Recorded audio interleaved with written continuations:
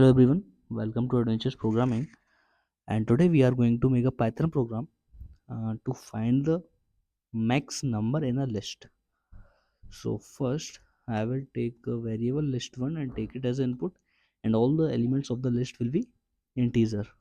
So here I will write int comma input enter list here, okay, and we will split all the element by a space. So I just use parenthesis, okay, or double quotes space.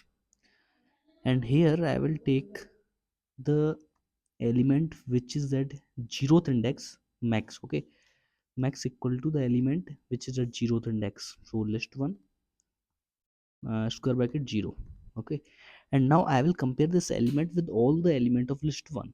If that element is greater than max, then we will update that max by that element. For that we will use a for loop for I in list 1, and here I will write if this I is greater than max, then we will update this max by I. And now we just come out from this loop, and I will print this max, which will gives us the max number in the list. So let's run the code. Take the inputs 30, 40, 22, 90, 19, and enter.